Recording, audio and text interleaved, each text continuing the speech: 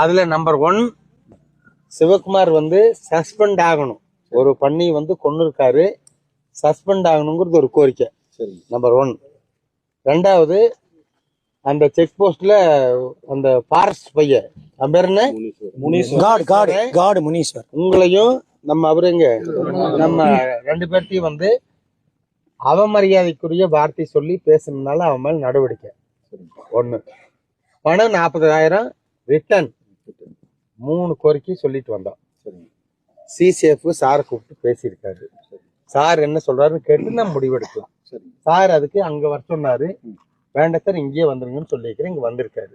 ஆள்கால் கேள்வி கேட்க வேண்டியதில்லை, அமைதியா அவர் என்ன சொல்றாருன்னு கேட்டுட்டு நான் முடிவு பண்ணி சொல்லிடலாம். ஆகுன்னா ஆகுன்னு சொல்லலாம், ஆகாதுன்னா ஆகாதுன்னு சொல்லிடலாம். அவ்வளவுதான் விஷயம். சொல்லுங்க.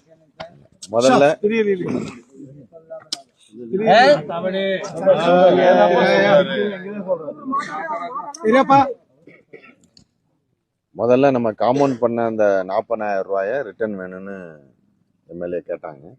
அதுக்கு மேலே உயர் அதிகாரிகிட்ட பேசும்போது, இப்போ இவங்க ரேஞ்சர் காம்பவுண்ட் பண்ணியிருக்கிறதுனால இது அவரே ரிட்டர்ன் பண்ணுறதுக்கு அவருக்கு அதிகாரம் இல்லை. ஒரு ஜட்ஜ்மெண்ட் வந்துருச்சு. இதை வந்து மனுவாக அப்பீலுக்கு எனக்கு அனுப்புங்க. அதை நான் கண்டிப்பாக அதை உறுதியாக அதை பரிசீலனை பண்ணி என்ன நல்லது செய்ய முடியுமோ, எது நியாயமோ, எது உண்மையோ அதை நான் சரி பண்ணி தரேன். ஏன்னா அப்பீல் பண்ணுறது சிசிஎஃப்ட தான். ஒரு சின்ன கோர்ட்டில் ஒரு ஜட்ஜ்மெண்ட் வந்துச்சுன்னா அப்பீல் பண்ணுறதுக்கு கண்டிப்பாக உரிமை இருக்குது. அப்பீலுக்கு இன்னைக்கே லெட்டர் கொடுக்க சொல்லுங்கள், இம்மிடியேட்டாக நான் அதை உடனே பரிசீலனை பண்ணிடுவேன் அப்படின்னு சொல்கிறாரு. 1. இது எங்கள் மேலே இருக்கிற சிசிஎஃப் லெவலில். ஏன்னா அவர் தான் டிஎஃப்ஐ காமெண்ட் பண்ணதுக்கப்புறம் சிசிஎஃப் தான் அப்பீல் பண்ணும். சிசிஎஃப் அதை அப்பீல் பண்ண சொல்லிட்டாரு. அதை கண்டிப்பாக கருணையோட பரிசீலனை கண்டிப்பாக பண்ணுவேன்னு சொல்லியிருக்காரு.